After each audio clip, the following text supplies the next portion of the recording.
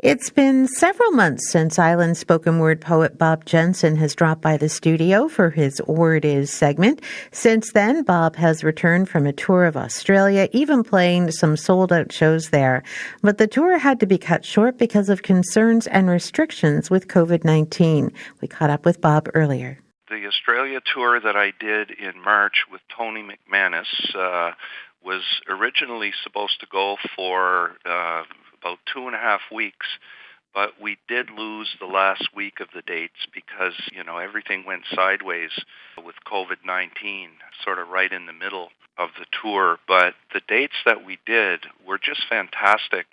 We did the very cool Port Fairy Folk Festival. That certainly was a highlight. Incredibly, they gave me a 75-minute headline set. That was another Voices show. And so the idea was that, people would interpret my music and poetry. And we had guests from Scotland, Australia, and Canada, including Tim Chason, by the way, who performed a song of mine called Holland for Logs, and did just a fantastic version of it. But the show was really great. It was in a huge venue. When it came time to do the line checks, I got up on the stage and I looked out at the audience and I thought, I got this. I felt really good. And so we were, plugging in our mics and setting up our music stands and all this stuff. So the show was supposed to start at 7:30. And at 25 past 7, I said, okay, well, I'm going to go grab my poems. I'll come back and, we'll be good to go. So I went back to the green room and no poems. Oh, my word. And I thought, oh, my God, my stand-up is not very good. My dancing is worse. I literally pulled my hair and I spoke some words that I'm not allowed to say on CBC Radio. But what had happened was I had two folders because I did two shows that day. One was a workshop and one was this big main stage show. And I had put the other Voices poems in with the other ones. So to make a longer story shorter, I did find them with literally about 60 seconds to go. So, but it didn't really faze me. I got up and we did the show, and there were some fantastic performances. We had great audience response, and it was a real thrill to play there. And the area was spectacular. It's right on the coast, and we went to this crater, an old volcanic crater that's now some kind of a wildlife park. And if you go there, as the sun is going down, there are emus everywhere, and we saw lots of kangaroos, and we saw a koala. And so, that part of it was also very cool. Port Fairy went fantastic. Another highlight was we did a show in a little place called Newlyn. A beautiful little hall there called the Great Hall of the People, and we sold it out. We had what I thought was an excellent show. And then the people who owned the property very graciously invited us to stay on for a few days because we had a couple of days off. So they had 4 acres there of what I would describe as almost a private botanical gardens. Wow. They had echidnas. There was a creek with platypus in it. They have wallabies, parrots, and corellas, all these just absolutely beautiful birds. So I spent a few days there just, catching up on a little bit of work and just walking the property and writing a bit of poetry. And I'm hoping next time I go back, I might do a little writer's retreat there. And then one of the other shows that I really liked was Brisbane. We played a community hall there.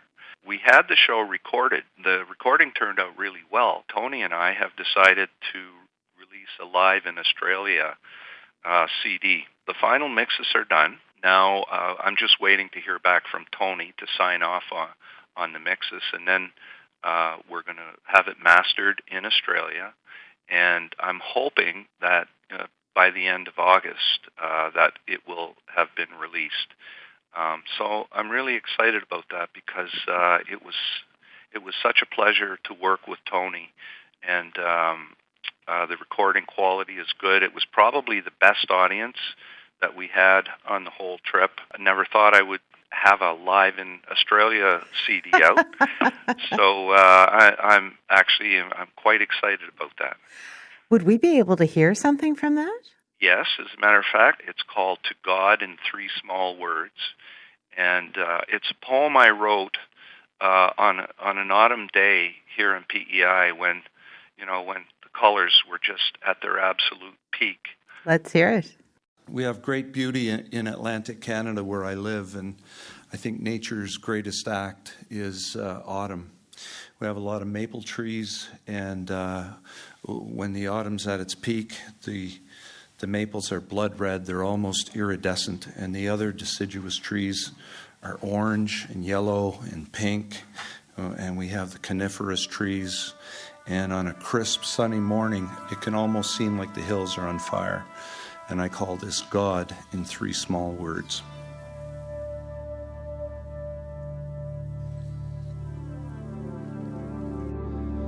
Before this blazing bonfire of the vanities of God, when soft the warm west wind is a feather on my face, playful as the infant's laughing eyelashes, a monarch in the sweet caress of flight.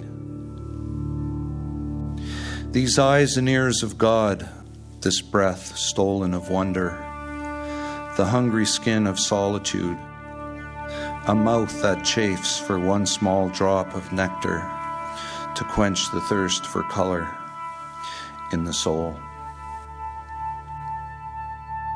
I am high upon this holy breeze, basking in the warmth of the valley's maple embers, as roaming V's of southbound geese herald in the dawn, and split the morning sky like kindling for yearning in the hungry hearth of man, dividing into realms of east and west, the captive heavens, each of whom would kill the fatted calf and claim the wayward son as its own. Raise your arms in wonder, cast the shadow of a dove, expel your breath in three small words. It is done, for the heart of man is crucified upon this peaceful hill where providence is burning for beauty on its knees.